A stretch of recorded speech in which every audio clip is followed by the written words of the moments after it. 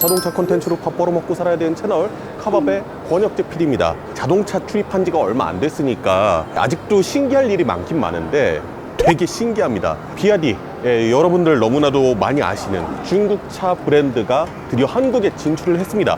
사실 그동안에 중국 승용차가 국내 시장에 진출한 적이 없지는 않아요. 캔보 600, IX 뭐 어쩌고저쩌고 해가지고 뭐 SUV 승용차 모델도 좀 들어온 경우들이 많았고, 경상용차 같은 경우에는 지금도 중국형 모델들이 많이 들어오고 있는데, 자동차 브랜드에서 직접 한국에 지사를 내고 대대적으로 수출을 한 적은 없었거든요. 판매를 한 적은 없었단 말이에요. 그 첫 포문을 BYD가 열었습니다. 고위 임원분께서 나오셔서 브리핑도 하고 하시는데, 중국말로 하시는 브리핑을 자동차 출입하면서 처음 들어봤거든요.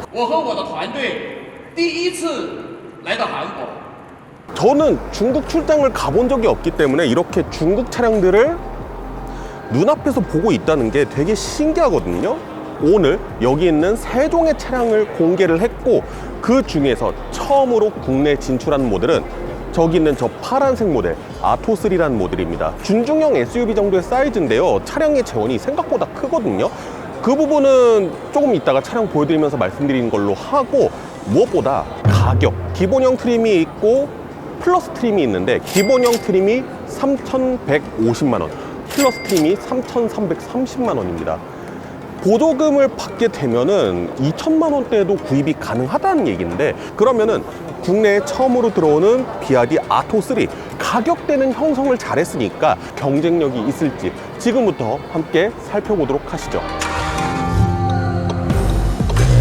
지금도 기자님들이 너무 많아요. 보통 혼자서 촬영하기 때문에 기자님들 막 앞에서 촬영하고 계실 때 저는 뒤에서 느긋하게 밥 먹을 거 다 먹고 뭐 이렇게 한 다음에 좀 빠지면은 촬영에 들어가는데, 지금은 밥 먹고 다 했는데도 빠지지를 않으셔. 혼잡해도 여러분들 이해해 주시기 바랍니다. 우선은 국내에 처음으로 진출한 이 아토3 사전 계약 오늘부터 들어가고요. 국내 고객한테 인도되는 시점 2월 중순이라고 합니다. 명절 지나면은 금방이에요. 사진 통해서는 차량을 많이 보셨을 건데, 실물로 봤을 때 어떤 느낌일지 아주 간단하게만 설명드리겠습니다. 사람들이 너무 많고 보여드릴 것도 제법 많기 때문에 오늘은 조금 약식으로 수박 겉핥기식으로 후루룩 짭짭 해보는 걸로 하겠습니다. 우선은 전면부부터 볼게요. 비아디 아토3 같은 경우에는 다른 국가에서도 가장 처음으로 들어가는 모델로서 유명합니다. 그만큼 비아디에 있어서는 상당한 볼륨 모델이라고 말씀을 드릴 수 있을 것 같은데, 그렇기 때문에 저도 이거 사진으로 상당히 많이 접했었거든요. 사진으로 접했을 때 느낌은 솔직하게 말씀드릴게요, 좀 못생겼다는 생각을 했어요. 라이트 라인 자체가 너무 위쪽으로 올라가 있고 범퍼 아랫단이 너무 두꺼운 거 아닌가, 그러면서도 디자인도 뭔가 좀 심심한 것 같기도 하고, 아니 뭔가 좀 애매해 라는 생각을 했었는데, 실물로 보면은 조금 낫습니다. 사진으로 본 것보다는 조금 나아요. 램프가 너무 위쪽으로 치켜 올라가 있다는 느낌 생각보다 안 듭니다. 물론 이 범퍼 아랫단이 조금 두껍긴 한데, 이 DRL이 위에 있다가 밑으로 쭉 끌어 내려가잖아요. 램프가 높은 위치에서 시작했지만은 가운데 부분은 낮아지면서 무게 중심을 조금 낮추는 듯한 느낌이 들죠. 그래서 정면에서 봤을 때 이 DRL하고 쭉 연결되어 있는 여기 약간 알루미늄 같은 느낌의 트림, 이쪽이 중앙부에서 아주 그렇게 높게 위치해 있지는 않습니다. 그리고 범퍼 하단부의 디자인도 뭐 그냥 깔끔하죠. 우리가 중국차라고 하면은 되게 좀 과장되고 어떻게 보면 좀 기괴하다 싶을 정도의 그런 디자인들을 좀 많이 접하게 되는데, 비아디 같은 경우에는 좀 단정한 디자인을 쓰고 있는 것 같아요. 그래서 이 아토3 같은 경우에도 어떻게 보면은 조금 밋밋하다는 느낌이 들 정도로 단정한 디자인을 취하고 있습니다. 전기차답게 전면부에 그릴 같은 것은 별도로 없어요. 그럼에도 불구하고 디자인이 막 아주 그렇게 이상하진 않죠. 공기가 통하는 흡입구는 요 아래쪽에 조그맣게 구멍으로 나 있고요. 범퍼의 가장자리 쪽부터 중앙을 쭉 이어오는 블랙 하이글로시의 에어덕트 장식이 있긴 한데, 에어덕트의 역할을 하진 않습니다. 실제로 보면은 그냥 다 막혀져 있고요. 휠하우스 쪽으로 통하는 데만 아주 살짝의 구멍을 놔두면서 와류를 해소하는 그런 역할만 하고 있습니다. 에이다스를 위한 레이더 센서도 있고요. 위쪽에 보면은 전면 카메라도 있습니다. 3천만 원대 어떻게 보면 비아디의 엔트리잖아요. 물론 돌핀이라는 모델도 있긴 하지만 돌핀이 국내에 안 들어오면은 이 차량이 엔트리 모델인데 제법 앞에 여러 가지 기능들을 갖추고 있는 것을 볼 수가 있습니다. 보닛의 라인도 아주 심플하죠.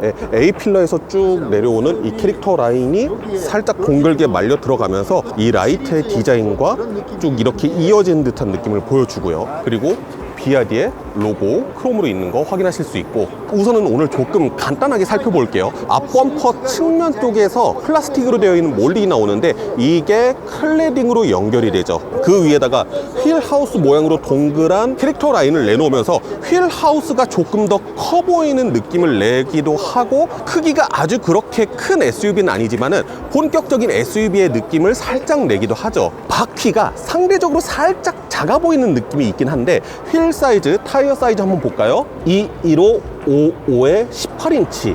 타이어의 두께 자체는 되게 얇아요. 아무래도 전기차기 때문에 주행 거리를 위해서 조금 얇은 타이어를 설정한 것 같고요.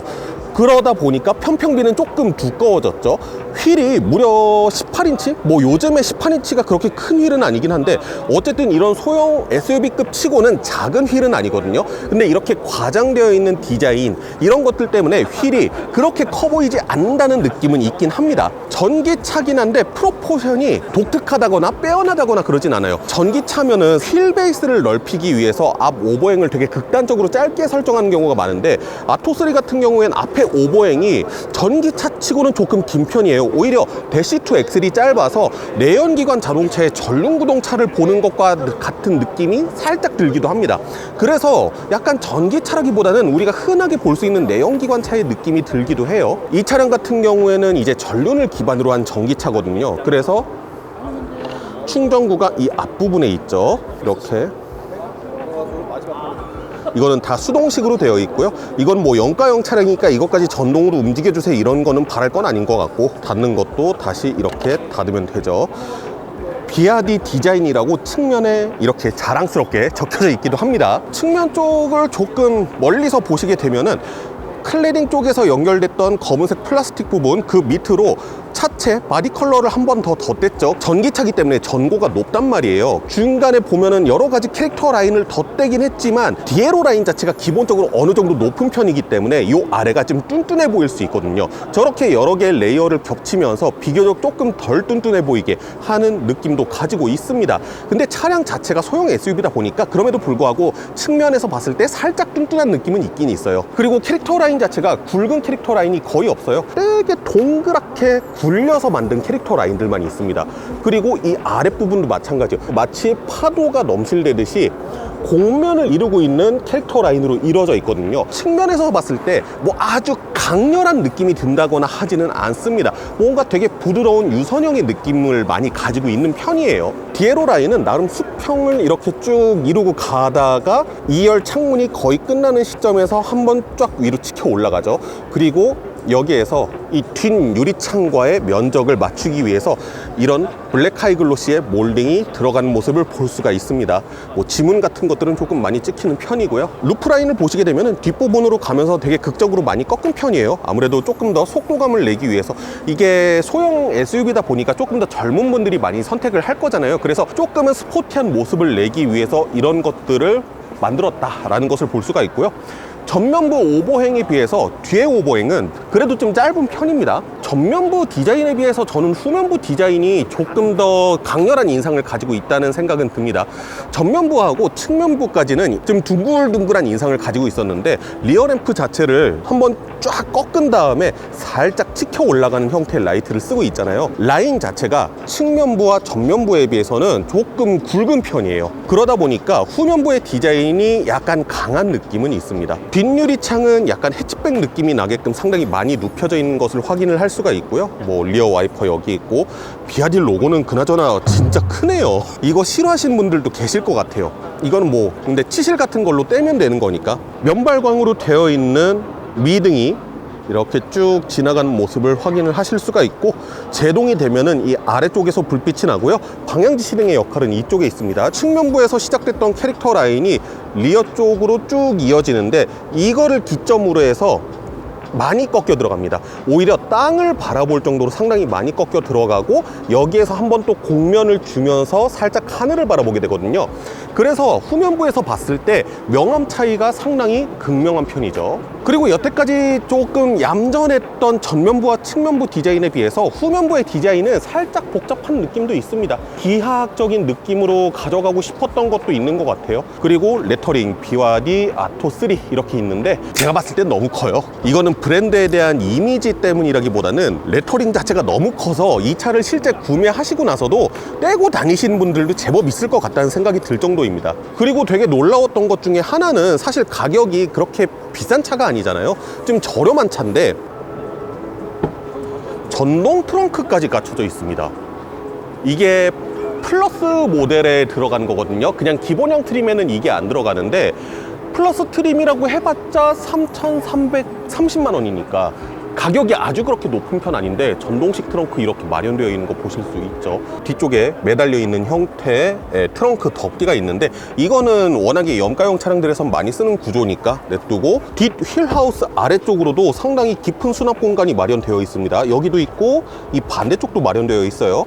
그리고 바닥판 들춰보면은 여기에도 수납 공간이 상당히 많이 들어가 있죠. 소화기도 갖춰져 있고요. 딱 이 가격대의 소형 SUV들이 가지고 있는 만듦새 정도다라고 생각을 하시면 될 것 같아요. 근데 그런 만듦새를 가지고 있는데 뭐 여러 가지 편의 장비들은 들어가 있다. 사실 이 차량하고 가격대가 딱 맞는 게 캐스퍼 일렉트릭하고 가격이 비슷하거든요. 근데 캐스퍼 일렉트릭은 이런 거 없잖아요. 곧 있으면 행사가 끝나는데 아직도 사람이 너무 많아. 실내에 타봤는데요. 우선은 스티어링 휠 너머로 아주 조그만한 계기판이 있고, 이 가운데 디스플레이를 통해서 많은 것들을 좀 관장할 수 있는 것을 보입니다. 그리고 독특한 거라고 하면은 이 센터에 있는 디스플레이를 이렇게 가로, 세로로 뒤집으면서 내가 원하는 방향대로 쓸 수 있다는 거예요. 이렇게 세로로 하면은 아무래도 스마트폰에 익숙한 소비자분들은 조금 더 익숙하게 쓸 수가 있을 거고요. 한국화하면서 여기에 T맵 이런 것들 다 들어간다고 하거든요. 국내에서 좀 소비자들이 많이 찾는 유튜브라든가 그런 것들도 다 들어간다고 하고요. 전동식 시트도 들어가 있는데 시트 포지션은 상대적으로 조금 높은 느낌이 있네요. 그리고 소재 같은 경우에는 뭐 크러치 패드, 뭐 이쪽도 나름 좀 부드러운 소재를 많이 쓰고 있고, 이쪽도 되게 부드러운 소재를 쓰고 있고, 이 하단 쪽에 와서는 좀 단단한 플라스틱 소재들이긴 한데요. 여기도 가죽, 뭐 이쪽은 플라스틱 소재들. 소재는 나쁘게 쓴 것 같지는 않은데요. 인테리어는 솔직히 말씀드려서 좀 제 취향은 아닙니다. 중국차 특유의 과장된 느낌들이 없지는 않은 것 같아요. 일반적인 자동차에서 봤었던 디테일들은 아니죠. 그리고 색의 사용도 상당히 많아요.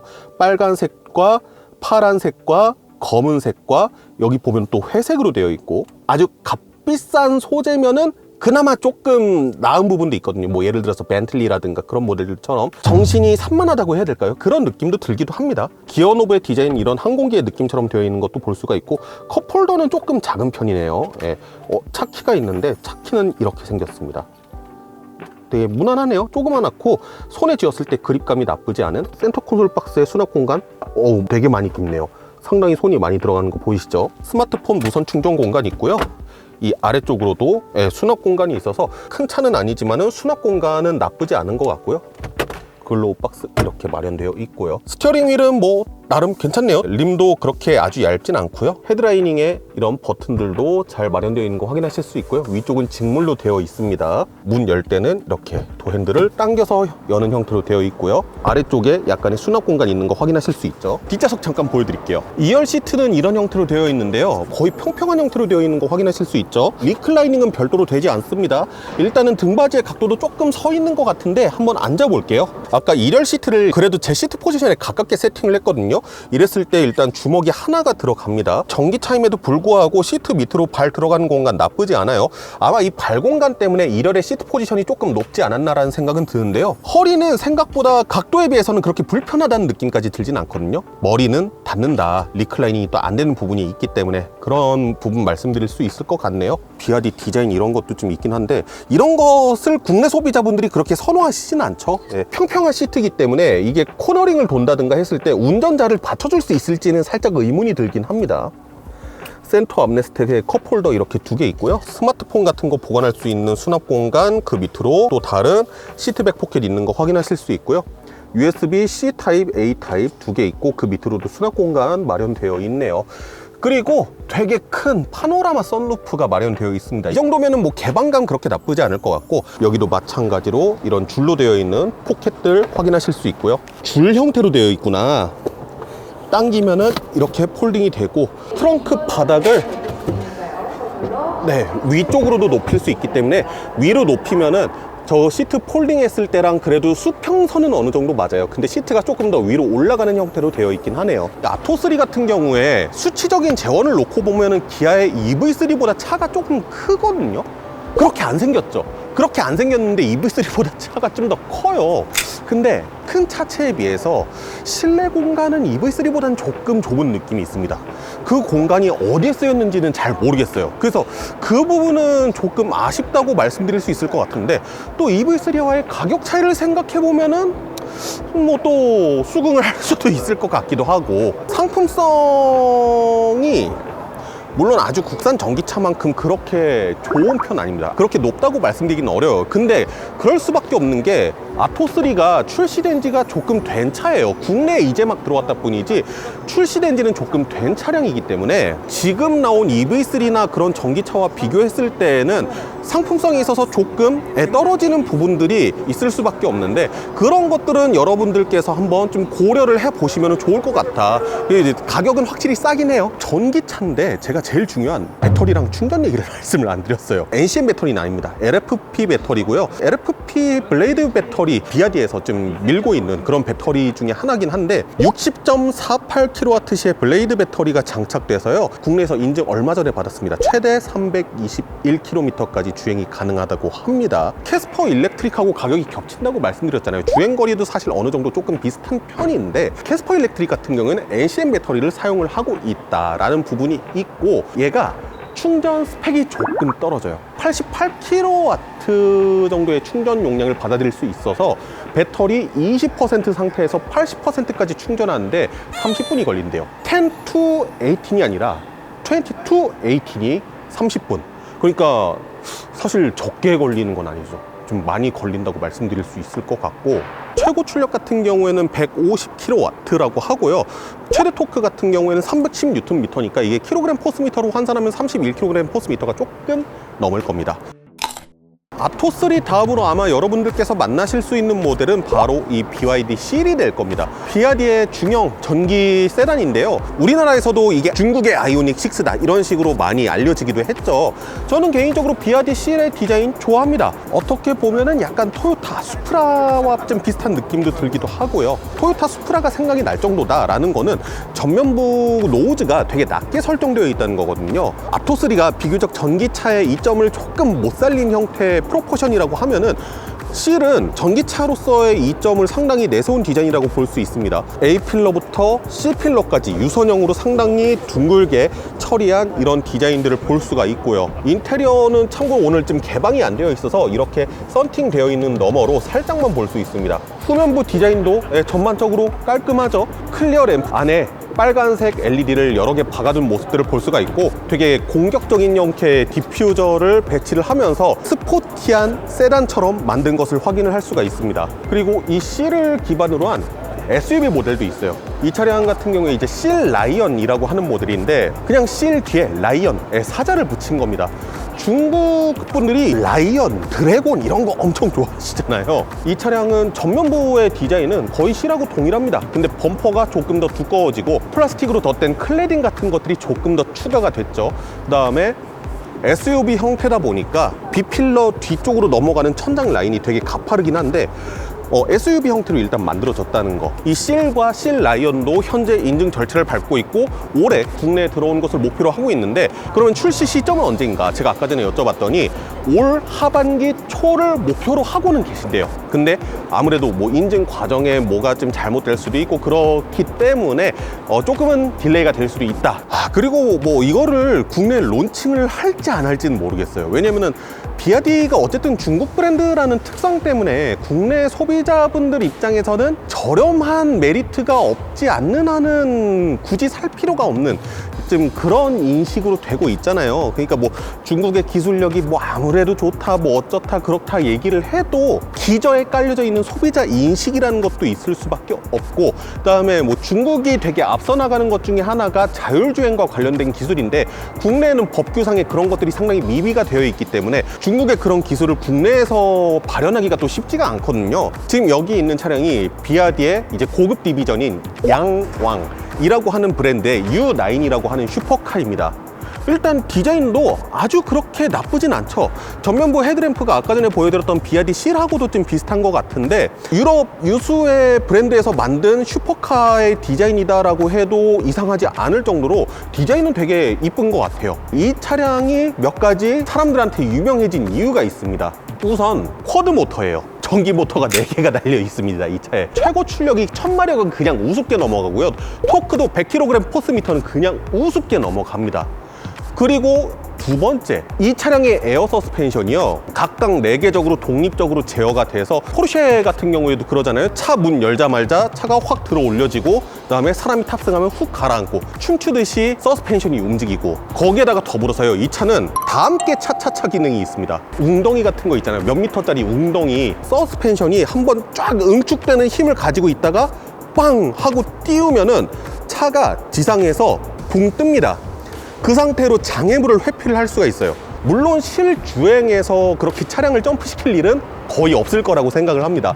당연히 없을 거라고 생각을 하는데 우리 서스펜션의 기술력 그 정도 갖추고 있다라는 것을 과시할 수 있는 차량이라고 볼 수가 있죠. 그래서 중국에서 오신 고위 임원진분 처음에 오실 때 이 차량 타고 입장하셨어요. 그때도 막 춤추는 모습 보여줬었거든요. 그런데 아무래도 관건은 가격이죠. 예. 암만 중국 차라고 해도 그 정도 기술력을 다 갖다 때려 박으면 차량 가격이 비싸질 수밖에 없죠. 이 차 비쌉니다. 양왕 브랜드를 국내에도 혹시 론칭하실 생각이 있는지를 꼭 여쭤보고 싶었는데 그걸 못 여쭤봤습니다. 근데 아마 가능성은 조금 떨어지지 않을까? 뭐 예를 들어서 비아디가 우리나라에서 인식이 엄청 좋게 돼서 그냥 단지 가격적인 메리트뿐만 아니라 브랜드 자체가 인정을 받았다, 그렇게 된다면은 도입을 조금 생각해 볼 수 있을지 몰라도 지금 현재로서는 높은 가격대로 들여오기에는 조금 애매한 부분들이 없지는 않죠. 4월에 서울 모빌리티 쇼 열리잖아요. 아마 킨텍스에서 열릴 건데 거기에 비아디가 참석을 합니다. 참석을 하기 때문에 아마 그때 오시면 또 이 차량도 전시를 해놓지 않을까요? 이 차량이 비아디에서도 상당히 상징적인 모델입니다. 아마 서울 모빌리티 쇼에 전시를 하지 않을까 싶습니다. 오늘 제한된 시간 내에 뭐 전시 차량도 많지도 않고 기자님도 워낙에 많이 오셔가지고 제가 좀 약간 만족을 못할 정도로 못 보여드렸어요. 나중에 시승 차량 받게 됐을 때 그때 한번 좀 제대로 씹고 뜯고 좀 하면서 여러분들께 전달을 드리도록 하겠습니다. 일단은 여러분들 조금 아쉬우셔도 한 이 정도로 참아주시고 그 다음에 또 한번 저희 아토3 담아보도록 하겠습니다. 지금까지 저는 자동차 콘텐츠로 밥 벌어먹고 살아야 되는 채널 카밥의 번역지 PD였고요. 다음에 또 재밌는 소식으로 찾아뵙도록 하겠습니다. 감사합니다.